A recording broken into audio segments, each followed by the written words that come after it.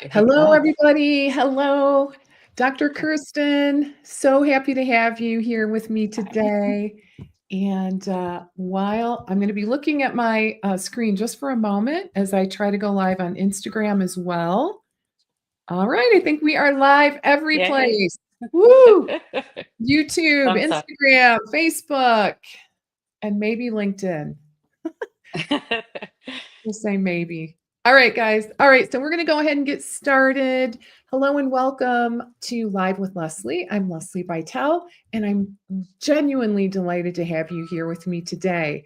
And I'm really excited to be back into our regularly scheduled shows, our live shows from here on out. After taking just a little bit of a hiatus from our live streaming, to work on the Freedom from the Grind Summit. So we had a lot going on the beginning of the year, but we are back in the saddle now and ready to come live to you every Thursday. So, what I want to do is introduce our topic and our special guest. So, today we have the pleasure of talking with Dr. Kirsten Grove, and she is from her business called Grove of Health. And today we're going to be talking about sugar. All right. And specifically, sugar's impact on brain health. Such a hot topic nowadays. And specifically, we're going to chat about why brain fog, mood swings, and cognitive decline might be linked to your blood sugar. All right. So before we jump in, I want to welcome Dr. Kirsten, and I'm just going to spend a moment just sharing like the short version of her exceptional bio. So Dr. Kirsten Grove, a functional neurology chiropractor who helps people overcome brain fog and cognitive challenges when they've been told it's all in your head or just give it time. We're going to hear a little bit about her story as well, I want to add. So, Dr. Grove has a 7-step brain health optimization process that she has created to help her patients to optimize neuroplasticity, blood sugar regulation, brain gut access, and nutrition to help them restore cognitive wellness, mental clarity, and energy. So, a really effective program. And anyway, I am delighted to have you here today. So, I want to welcome everyone and specifically Dr. Kirsten. How are you? Good. Thank you, Leslie, for having me Good. today. I Yeah. appreciate it. Hi to the rest of the audience out there. Yeah. So, yeah. So happy to have you. This has really become a hot topic, specifically, blood sugar control and the impact really on the brain. Yes. So many things to talk about. But before we dig in, let's talk a little bit about the backstory. I'm always curious. I happen to know your backstory, Yeah. but I think it would be really important and compelling if you would just take a moment. Yeah, let's share with our audience a little bit about how you traverse this journey and what made you go from traditional chiropractic. Specifically, you specialized in more of the on the sports side of Correct. things, Yes. and you went back and got all kinds of additional training and education, specifically in neurology. So tell us about that journey and what made you move in that direction. Yes, I was a traditional chiropractic in the sense that I actually wasn't your normal chiropractor to start. So I did a lot more sports medicine from the get-go. I incorporated physiotherapy with standard chiropractic and rehab. And that was my practice for 20 some years. So I worked with a lot of athletes, so primarily endurance athletes, but in variety, so tennis, endurance, triathlon, running, swimming. And over time, I'd get concussions, and we as a s- I have a special training in sports medicine, so I was aware of how to work with concussions, but brain function, what we're aware of with brain health has come a long way in the last 10 years. It's changed even from when I started. And so partly working with patients who had concussion, helped me want to get into like more aware of brain function, brain health. And then I had my own personal concussion. Mhm. And at the time, I was kind of aware a lot of standard medicine protocols weren't going to do a lot for me. So, true to my nature, I kind of just helped myself. Right. And so, fast forward like 7 years post concussion, I was at a sports symposium and I was having symptoms from my concussion from 7 years. So I was having some memory glitching, my concentration was off. I was still able to work and function, but just not at my level. So I knew it was off, but I wasn't really sure. So at the symposium, there was a doctor there who specialized in functional neurology. And he started describing this case of a patient who was a veteran who had had a concussion from an IAD 8 years prior. And so he had seen him and he was describing all the symptoms. And during the class, I was like, oh my God, these are my symptoms. I have Mhm. to talk to this guy. And so I did, and I ended up getting treatment with him. I flew to Oregon to because he was quite good at what he did. But during the course of treatment, he's like, you have to learn how to do this. Like this would be really good. So I ended up taking functional neurology seminars. So over 300 hours counting now and more to specialize in functional neurology. And it's what I like to tell people about functional neurology is standard neurology, you have your tests to see if you're really diseased. So, like if you have Alzheimer's or Parkinson's or MS or those types of things, which is great, like those very valuable. But what happens is there's this gray zone where people are starting to glitch. And if you go to standard medicine, it's not going to show up. It won't show up Mm. on MRIs, it won't show up on CT. You have to kind of work in this in between zone. And that's what I tell people is where the functional neurology space kind of comes into play.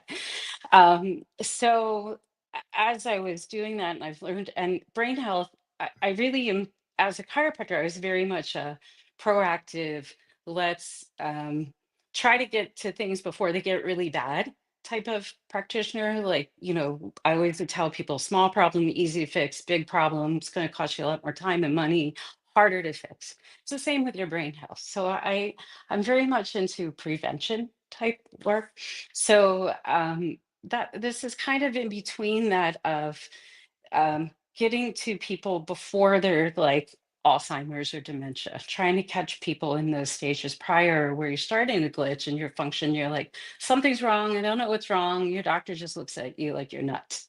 So that's kind of like how I got into it. So long story, but Yeah, yeah, pretty intense story though. yes, Being a chiropractor, being a practicing doctor, and yes. essentially having traumatic brain injury, right? Yeah, the first couple of weeks, I actually was somebody who talked to my patients all the time when I put my hands on them. And the first few Mhm. weeks, I literally couldn't talk and work at the same time. My concussion was that bad, and I couldn't listen to music. And eventually things healed, but they just didn't heal 100%. And you get good at ignoring things for a while.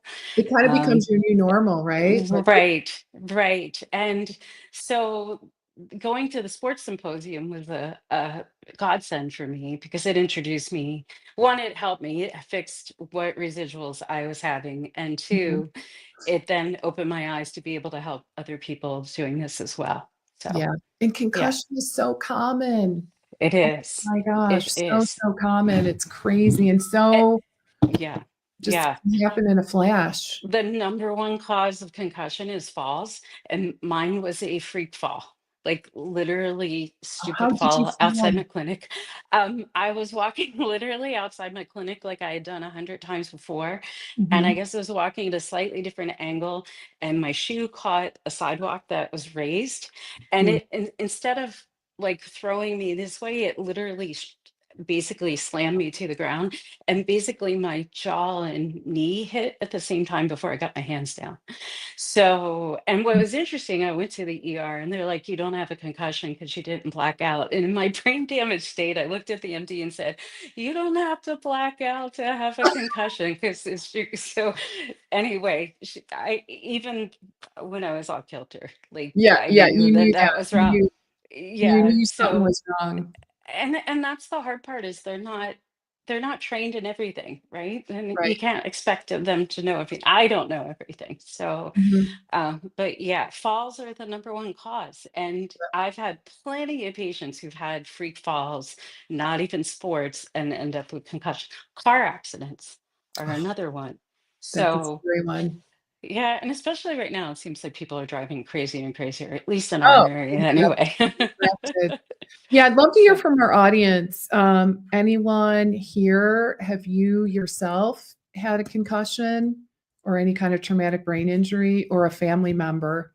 I have yeah, once, yeah, and it was a freak fall. I was in my yeah, backyard, you know, yeah, and I don't know, I think I was moving super fast as usual, yeah, and the grass was wet, and I just yeah, slipped and fell right and slammed the back of my head. And, yeah, I definitely had symptoms afterwards. yeah, Um, but yeah, they weren't too worried when I went and got a scan and all that. But anyway, yeah, I've certainly fallen skiing before. Thank goodness we wear helmets right. now. That was before Yes, the days of helmets, right? yes, yes. And even like really good skiers. Anyway, yeah, you need to wear a helmet. You need to wear a helmet for skiing, biking, Hiking. rollerblading, even if you're on the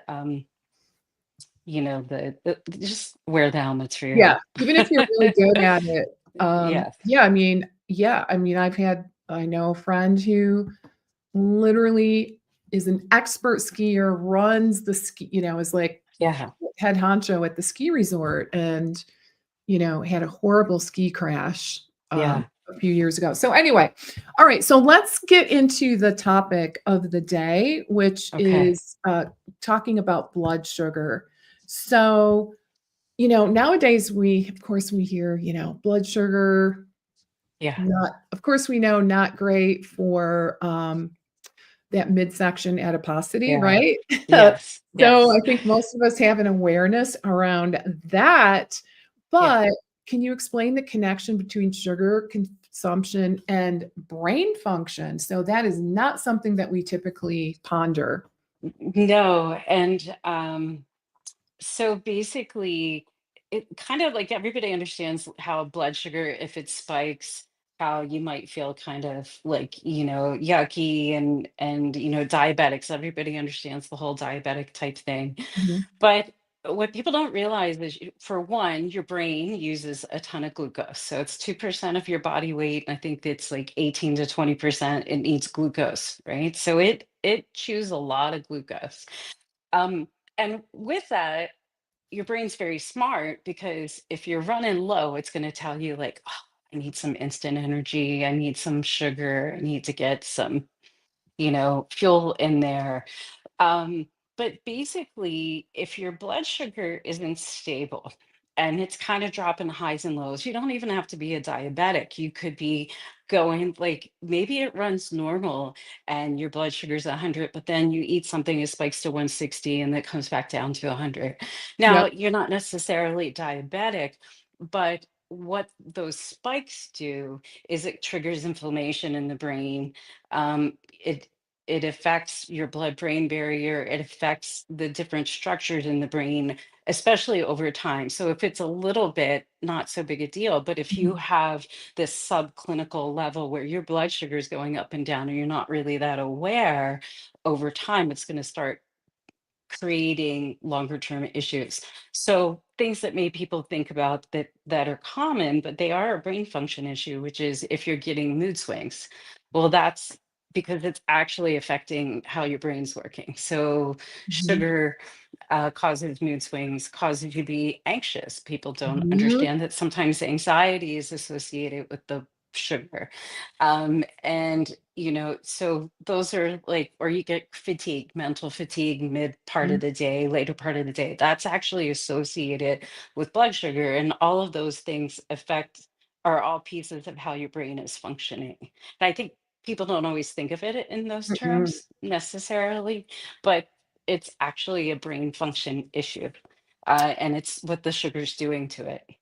Yeah, so I remember you telling me a story Yeah. about, someone that you know Yeah. who was, experiencing panic attacks, Yes. right? Yes. Oh my god, Yes. that story really stuck with me. Can you And her, share, of yeah. course, without, Yeah. sharing any details, identifying details of the No person? identifying details. Yeah. Yeah, In her case, she's a professional, medical health professional. okay. And so she was describing panic attacks. Um, and I said, well, let's check. So I start with people's blood sugar for brain health because we have this rule. One of my mentors who teaches functional medicine always said that you have to fuel the brain before you activate the brain. So if your brain's not getting the proper fuel, it's not going to function correctly. Mhm, Say it's like a car. If you give your car bad fuel, it's going to start and stop and not really run correctly. So in her case, she was getting panic attacks. She couldn't figure it out. And I said, well, this sounds a bit like blood sugar regulation to me. mhm, And she's fit. She's not overweight.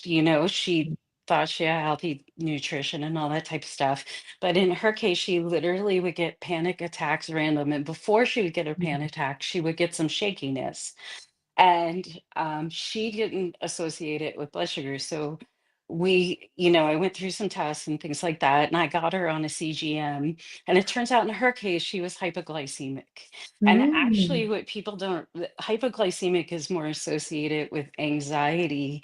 So she was hypoglycemic, but she was also hyper. So she would spike, she would eat something, and her blood sugar was go to 180. And then mhm, she would plummet like mhm. within it like very fast, all the way down to like 70 or 60. And so it was that big, like down and then back Yeah. up. And when she was low, she would start getting panic attacks. So Uh, because we had her on the CGM, she started to see the association between the panic attack and her low blood sugar. And then that also helped her to motivate her to want to fix the nutrition mhm. because she could see like those symptoms and the correlation between those two. So I know a lot of your audience are RDs. So, Yeah. trying to get people motivated to want to take action, the CGMs are great because then Mhm. they can see like, oh, these two things correlate. But yeah, she had no idea that her panic attack, she thought it was a mental health thing. Oh my And gosh. it was not like technically in her head, it was all blood sugar. And she's great. Like we're a couple years past and she's doing great. Like no more because she controls it. She now knows if she starts feeling it, she starts looking at her nutrition, like, oh, I gotta rein it in and be more careful. Yeah. Okay. So I Yeah. would imagine, case in point, get rid of sugar, right? For Well, her yeah, and other things like eating protein and right. things like So, that, like, and what I tell people is, I mean, it's always like in moderation, right? So, right? I more worry about, and the research is starting to show more of this. I was looking this up before we started, but I want to make sure people's blood sugar spikes are more even, Okay. right? So like there's So not too many levels, you're ups, not spiking more as level. high? You don't want the high spikes, you don't want the low Okay. spikes. Okay. So ideally, optimal blood sugar levels, between 80 and 100. So if you eat something, you don't want to go up more than 20. You want it to come back to 20. So you have like this nice even keel as Okay. opposed to this, right? And a lot of times people don't know what it's doing unless they have some symptoms. And sometimes, even if they have symptoms, they don't put two and two together. Right. So I usually encourage people to kind of just look and get a sense of what their blood sugar is doing. And if you're getting nice, even spikes, great. Even if you're eating sugar, but you have protein in that, but you're still getting this nice, even kind of, you're doing okay, right? It's the people that are up and down that that's not good for. Yeah. Mm, okay. So interesting.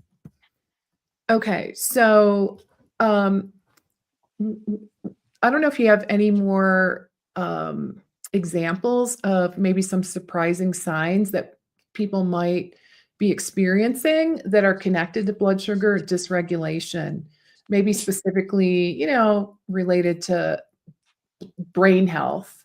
Can you elaborate on that? Obviously, we talked about panic attacks. That's a really Right. good So panic example. attacks, irritability, Okay.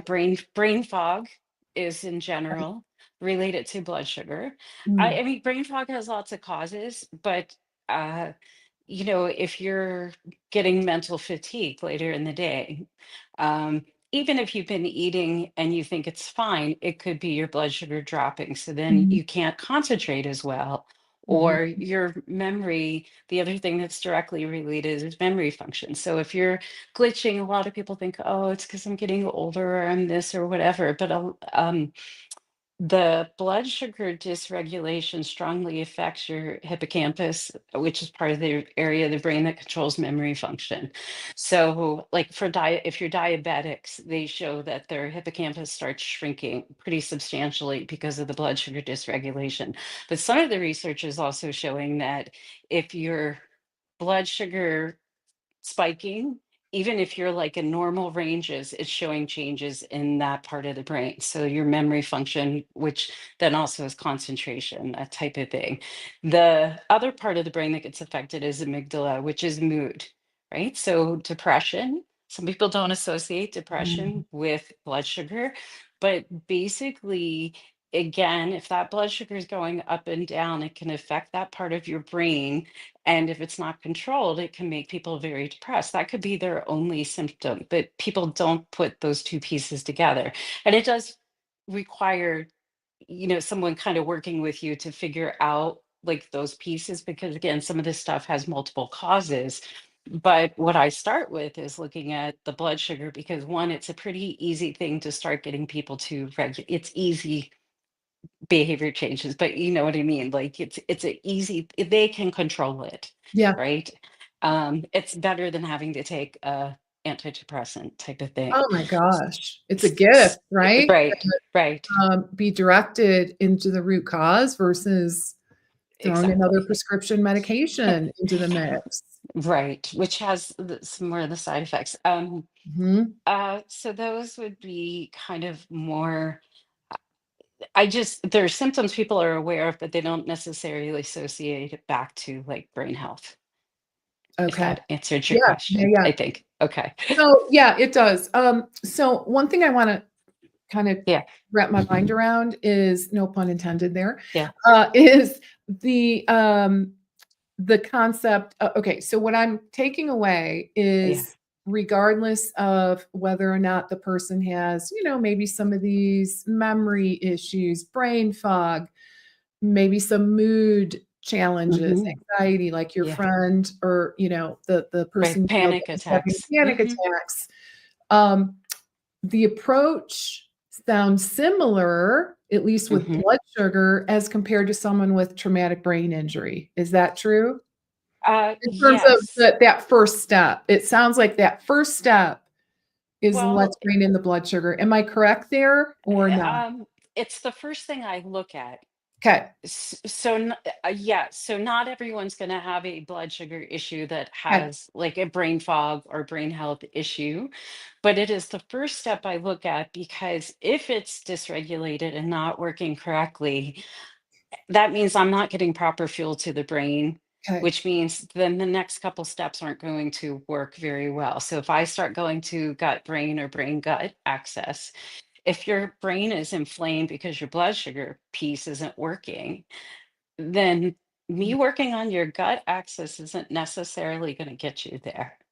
Um, I see. so it's that's kind of how I go towards it. I always check it with everybody because, again, there's a lot of changes you can make to get quick wins. You start getting the inflammation down. If you start controlling, if the blood sugar's going all over the place, your brain's on fire. And I Okay. have to get your brain like tamped down and kind of the fire out before I can start trying to activate your gut necessarily. Right. So, Mhm. and I think it just, but there are some people where I might say, like, okay, wait a minute, their sleep is so messed up. Like, because there's different pillars in this for me optimizing brain. And like, I'm like, okay, like maybe I start with two at the same time, right? But again, yes, people with traumatic brain injuries and concussions, they get glucose dysregulation also just from the trauma having the fall. They also get a gut issue, a gut access issue right away. So sometimes you combine them at the same time if the person can handle it. And that's the other piece. Like, depending on how much a person's brain is on fire depends on how much I can throw at them at the beginning. If that Yeah, answers, yeah, it yeah. does. It does. Okay. Yeah. I All mean, right. it's like I get it's highly personalized, so it really is going to depend. Yes. And I would imagine, I mean, people with traumatic brain injury, like their capacity to do some of these things You have to go is really probably slow. to be variable Yes. in Yes. terms of the, ability to actually implement. I mean, unless I suppose if they have, a family member or caretaker that is helping them in some situations. Yes, depending on, again, there's a scale of like how intense a TBI is, from mild to, a lot of injury, but it is a piece of their journey for getting them Mhm. back on track. The nutrition piece, the, metabolic piece is hugely important because again, you have to get fuel to your brain in order for it to heal and Yep. function. Um, the other thing I was going to add that people don't associate with blood sugar and brain is insomnia. So, it's Oh, particularly waking up at 2 to 3 in the morning points mhm. a little bit more towards a hypoglycemic response. Your blood sugar's dropping and it Okay. ends up waking you up. Best way to figure those things out is actually through the sleep one is a CGM, so a continuous glucose monitor that's like on all the time. Yeah. We kind of help people do that, but sometimes people don't associate that waking up insomnia with the blood sugar Mm. dysregulation, but especially like in that 2 to 3 morning, that tends to point to blood sugars dropping, cortisol goes up, and then you wake up. Oh, right. Okay. Okay. So, now I've heard this from people, Yeah. and this has happened to me as well. I'd Okay. love to hear if our audience has had this experience, but, wearing a CGM, I mean, I have like, I turn my alarm off because Yeah. it'll just, like, keep going off all night. Right. Uh, Maybe not the best thing to do, but, um, I guess my question is twofold. Number yeah. 1, is it really that is it super accurate in terms of the levels? Like, do we need to worry about it? And number 2, if I'm consistently having insomnia, like waking up, Hmm. said, and Right. we attribute that to blood sugar, dropping, what do we Yeah. do about it? So good questions. Um, So if you're so hypoglycemia, you have to be really careful. So people who are true hypoglycemics, they have to have their alarm set to a certain level. Like I Mhm. think it's 55 or below is like a danger. So if you're a diabetic, you have to keep those that you should keep that alarm on. If you're someone who's just more like yourself and you're catching, yeah, those alarms, they can, depends on how you had them set. Like Mhm. I tell people to set them maybe a little lower, a little higher so they don't wake you Okay. up. Or if you know you don't have that issue, you can kind of turn the alarms off on that piece. Yeah. But if you're waking up all the time and you want to see if it's your blood sugar, then you would keep that alarm on. As Mhm. obnoxious as that is, because it's going to wake you up, Uh-huh. but it's knowledge, right? Yeah, it is. So you do want to have a sense of that. So what to do for so hypoglycemics are different than people who are they need more fuel more often, right? So Mm, they need to eat a little more and they need to be really good about their protein fats, but they need to eat more often. okay. And in their case, they probably didn't get enough fuel before they went to bed so that Okay. their blood sugar started to drop. And that happened with my one client. That also happened. I had someone else that I've worked with who's hypoglycemic because they have cystic fibrosis. It's kind of Mm, a side effect of that along with the new drug, and they were having issues with waking up, and then they also had the panic attacks and everything also. So in their case, we have them eat more of a healthy protein or fiber or some kind of healthy snack later in the evening. So that's inconsistent with the people who do intermittent fasting yeah, I who was gonna stop like bring three that up. hours ahead. So like there's the people who are hyper hypoglycemic, right, who go to 200, 300. I have one of those right now. Okay. Like, and that person, I'm like, don't eat after 6:30. And even with them not eating after 6:30, they're still going high in the middle of the night. They're going like Interesting. 200, like so different issue. Okay. But the hypoglycemia, it's more dangerous if your blood sugar goes too low, that you Right. can run into danger. So you have to be careful if you're true hypoglycemic. So with those folks, I tell them to eat like closer to bedtime, but like a healthy snack. So like, Okay. Greek yogurt with some nut butter and something that's like longer lasting, stabilize the blood sugar through the evening. Okay. Um, and that, so it's a different, two very different types of approaches depending on Mhm. what's going on, which is why you have to kind of figure out like what the blood sugar's doing. You Okay. can't just say like, oh, everybody should do intermittent fasting, Yeah. right? Like, and that's the other thing. Like, I think a lot of people just don't really know where their blood sugar is at, right? Like, they don't know if there's an issue.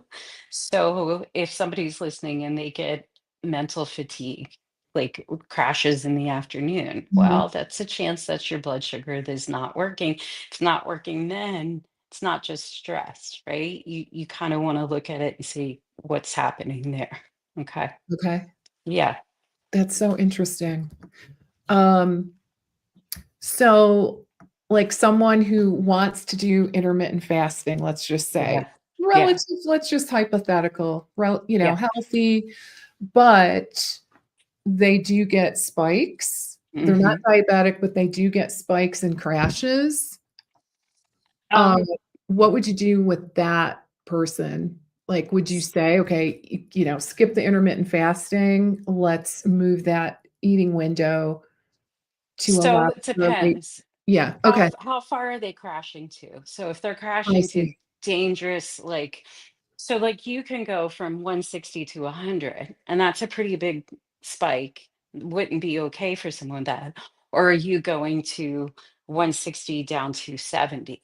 If you start going in that lower range, then I'm going to have a different approach about the Okay. intermittent fasting. Maybe so, and there's different Like ways to do below intermittent. 70-ish, would you say?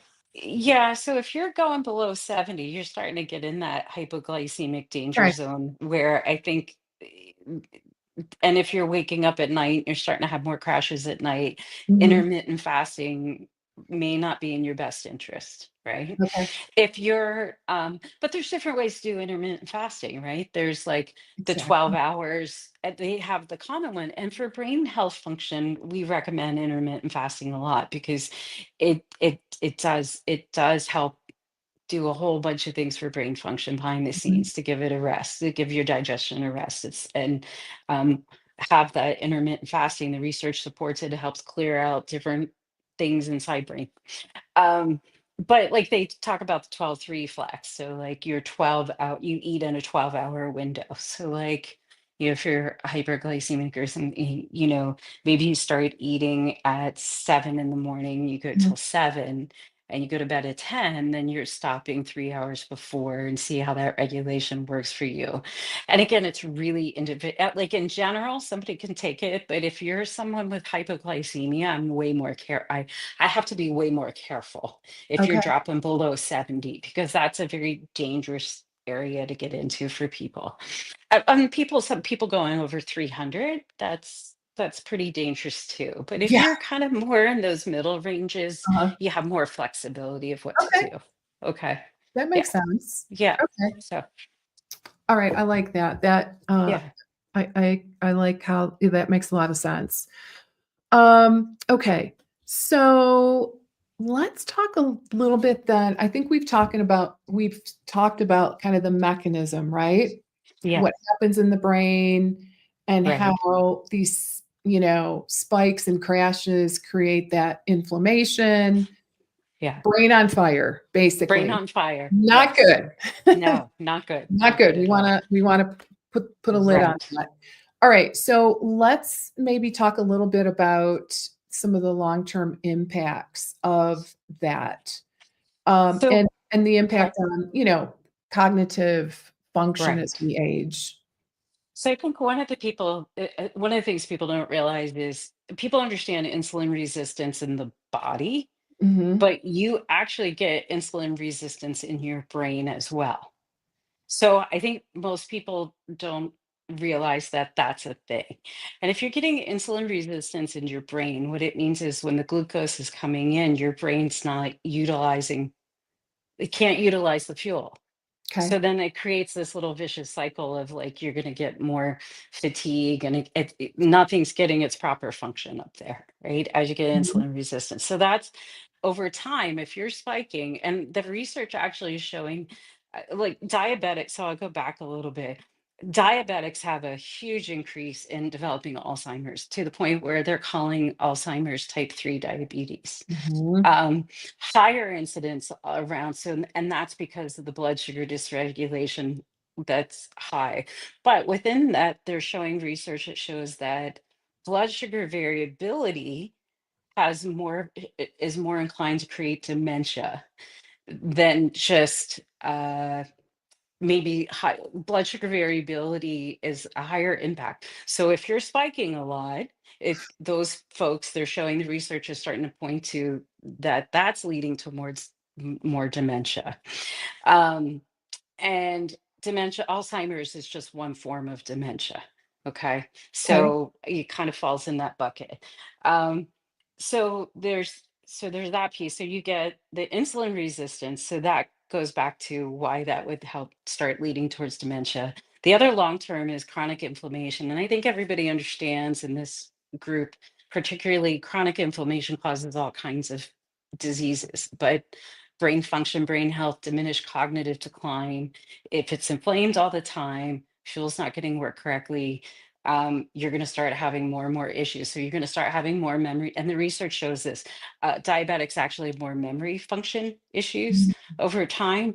Mhm. People with more blood sugar variability, higher A1C, are having more and more memory, cognitive deficits over time. So that's the long term. You have poorer circulation. So most people know with diabetes, they tend to get a lot of like peripheral circulation issues, but you also get decreased circulation to your brain function.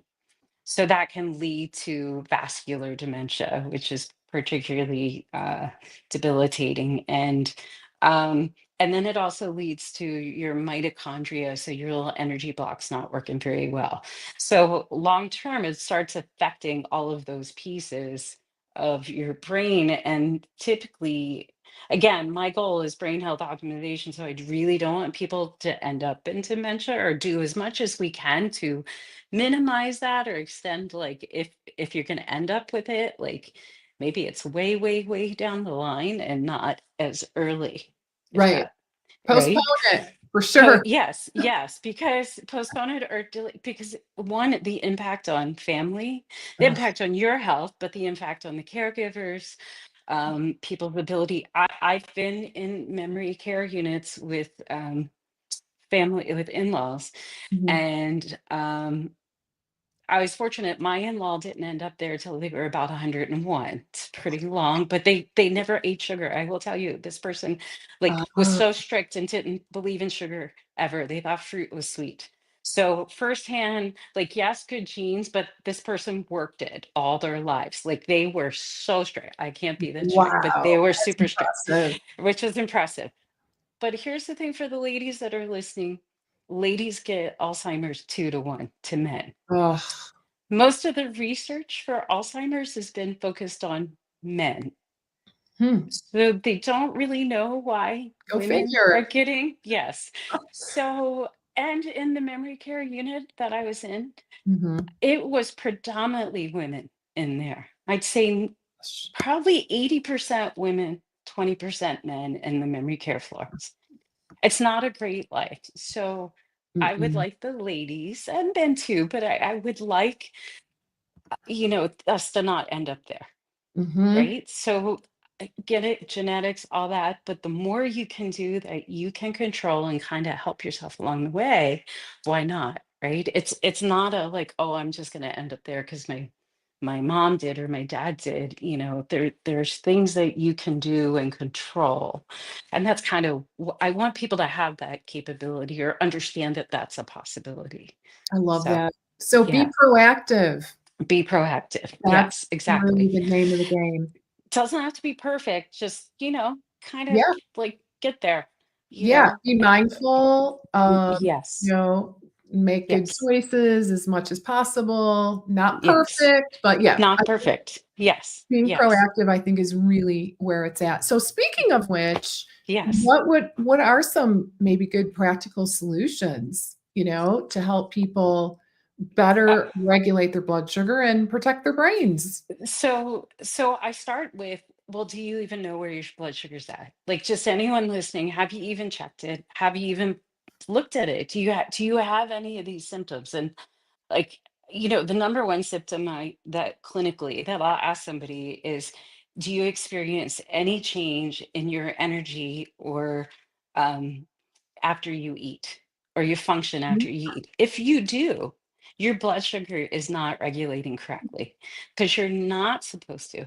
Normal should not like give you a lot of energy or make you fatigued, right? Okay. So if you, number one, you should be no fatigue or changes in energy after you eat. So if you're getting fatigue or changes in energy after you eat, there's a potential blood sugar's off. So I would say see where you're at. And it doesn't have to be CGM. You can just get a glucose meter. Say you get fatigue, start checking your blood sugar levels like before you eat, and then 30 minutes and 90 minutes do the, I know not everybody likes doing the little pinprick glucose meter, but it is cheap. It's Mhm. easy. You can do it at home.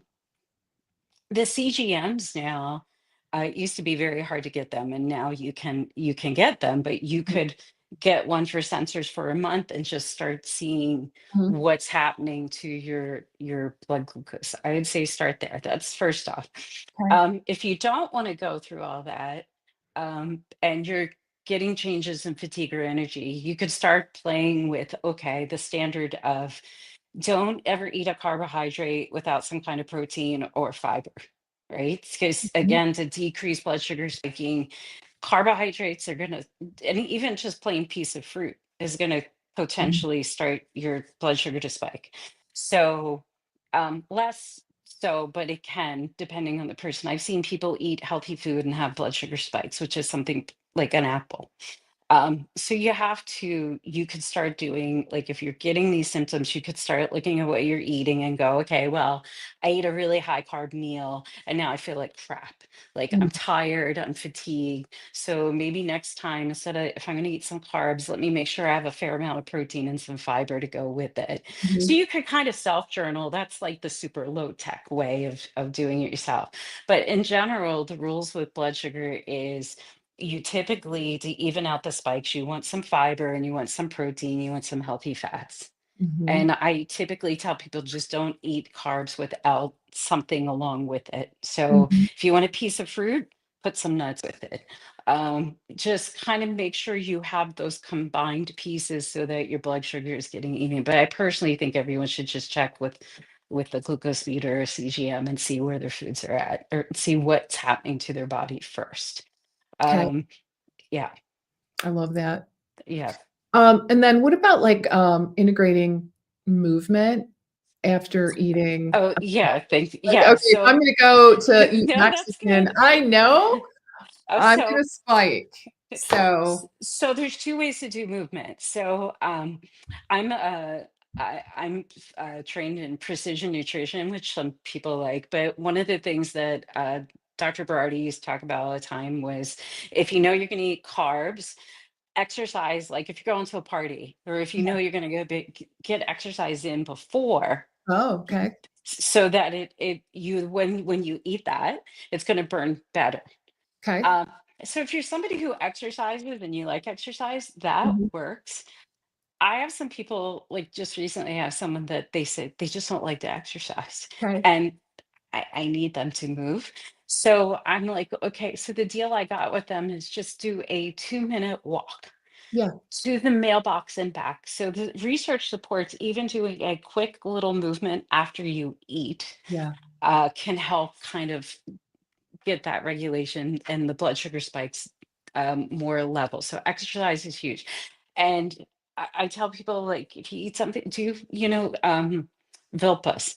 So little exercise snacks throughout the day. So if you're Okay. eating, do like 15 body weight squats at your desk or something right Yeah, after, or mix them up so that it does, the research supports movement, helps with blood sugar regulation as well. So the more you can do that, the better. I think the person yesterday, there's another person who said they didn't like exercise. And I'm like, well, do you like music? And they're like, yeah. I'm like, could you dance to a song at your desk? great. And they like that idea. So sometimes it's Oh, I just love that. trying to get them to do something better than Mhm. nothing. And your brain needs the circulation Yeah, to, yeah, I love that. I mean, I can, say for me, yeah, I have since I started using a CGM, I've really become more yeah, aware of the positive impact of a right. little bit of movement after eating, Yes, right? It yes, helps yeah, so much, and, yeah, I live in a cold place, so it's not like I really wanna bundle up and, like, you know what I mean? That right. is kinda rough sometimes, Yeah, like -12, yes. not happening, No, no. but I did get a rebounder trampoline. Okay. Okay, now Yeah. I know, like, maybe that's not, like, the normal thing to do, but it really has helped, you But know? it's fun. Instead It's of just fun. sitting on the couch, I'm like, "Okay," and I make a deal with myself, like, Yeah, "Okay, just do it for 2 minutes, and if you feel right. like doing more, you can if but, Right. that has helped, Yeah. with the spikes because I am one of those people that kind of couple of corn That tortillas will it's not a pretty sight, let me tell you. oh, yeah, for mine, I have to have protein with me all the time. Yeah. If I fast, actually, it's kind of weird. Mine is if I go too long and fast, my blood sugar starts spiking. So even though I'm not Oh, hypoglycemic, but what I learned with the CGM is that for some reason, for me, harder workouts and longer fasting seems to not be good for me. So I had to rein in the way I did intermittent fasting, and I wouldn't have learned that without like using the CGM to kind of figure mhm, that out.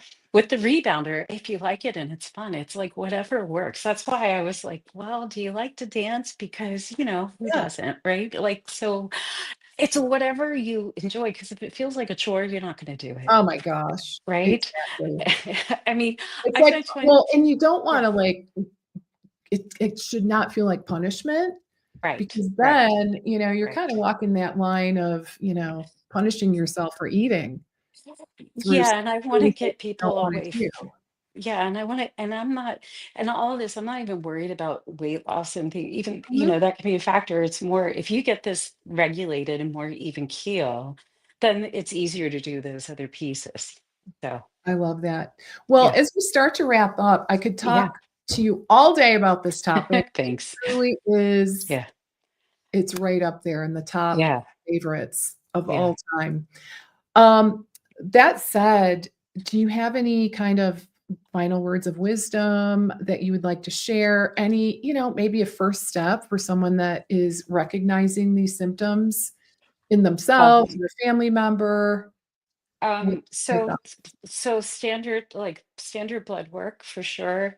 Okay, You can get your regular blood work. Everyone gets fasting glucose tested, but I tell people to get fasting insulin tested along with that, which isn't standard. You have to ask for that. That is different than fasting glucose.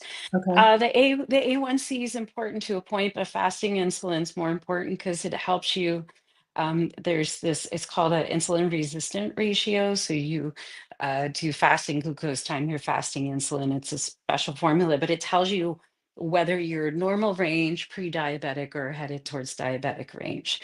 okay. Um, and then, so So that fasting insulin for sure. fasting insulin for sure. Okay, That is a number one, along with your standard fasting glucose and A1C. It just gives you those pieces, but that is like the piece. And I guess just going back to figuring out where your blood glucose test is, you could do the more advanced test is an oral glucose tolerance test, which they'll do in the lab. But boy, I tell you, you're there for a while and they make you drink like sugar liquid at 30 minutes, 60 minutes, 90 minutes, and if you're crashing, you're going to feel really, really, really bad. Mm, but it is a pure test, and then they're actually testing your blood sugar in real time. okay. So if you really want to like have this the lab full on test, that is the way to go. Okay. So that would be the number one thing. And if you're having brain health issues, I mean, again, blood sugar is just one piece of this, right? That we look at. There's usually other components that go with that, but Yeah, um, and you've got your 7-step brain health optimization right. process, right? Right, right. So I kind of take people through, and again, like you said at the beginning, it's very personalized because every case is very different. I Mhm. take, we go through super extensive history.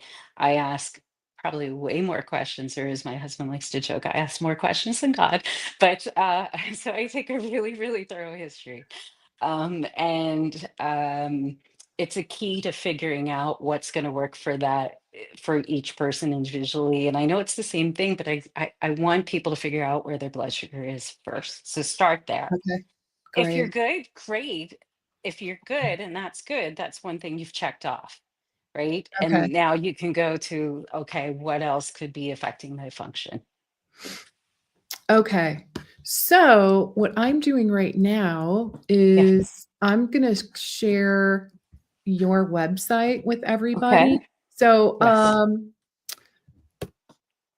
yeah, let me share that. I have it in a comment, but let me share it here. Okay. So, yeah, Yeah. anyone, if you wanna get in touch with Dr. Okay. Kirsten, go ahead and visit her at dr drkirstengrove.com. Such a good name. I Yeah. love Thank that. you. You scored with the Yeah. But then and just to anyone listening, I'm one of these people that even though I practice in Virginia and I'm also licensed in Colorado, I'm more than happy to guide people to like if wherever you live, if you're looking for someone who does similar work, I love helping give people that information. So feel free to send me email any other questions that you wanted to, I'm happy to answer. Oh, so grateful for that. Yeah, So, yeah, yeah, reach out, and you have I'm assuming I know your website, so you've got yeah.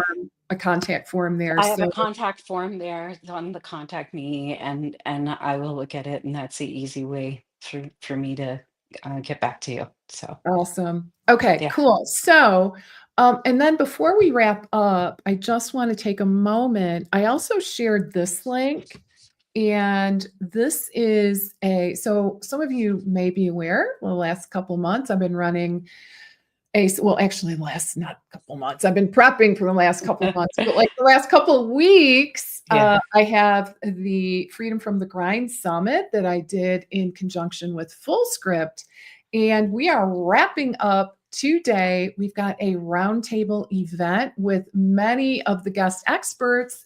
We're going to get together live on a Zoom call. So Mhm. excited. So we got a lot of good stuff in store, and that is happening today Yeah. actually at the top of the hour.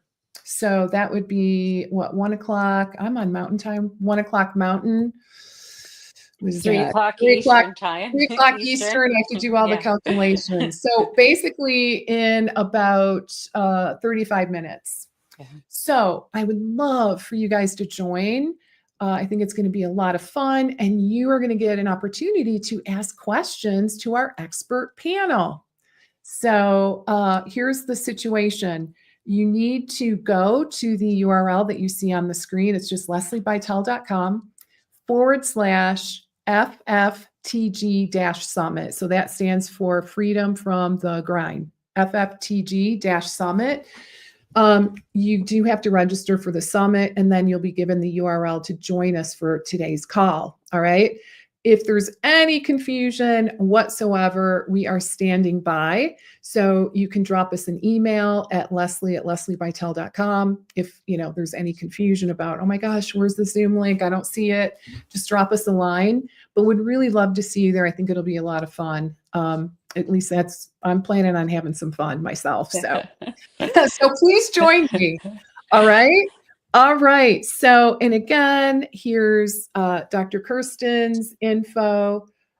Check her work out. It's really she's done incredible work helping the world resolve these brain issues, everything from traumatic brain injury, brain fog, Alzheimer's, dementia, like all these things. So I'm so excited for your work and Thank you. really Thanks. delighted to see your progress as well. So thank you. And I do want to thank you for joining us today and sharing your pearls of wisdom with my audience.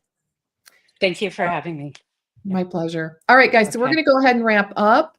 Again, go to this URL. If you're not already registered for the summit, get yourself registered. The other thing is if you register, you will have access to all of these amazing interviews until the end of the month. So you have plenty of time to get yourself, at least listen to the interviews that look interesting to you. And then today, again, we're going to do the roundtable. We're going to meet on Zoom in a little, like about 30 minutes, essentially. So hope to see you there. All right, everybody. So I will talk to you soon. Thanks again, Dr. Kirsten. Really appreciate your time today. Hope you guys have a great rest of your day, and I'll see you next time. Bye for now. Bye. All right.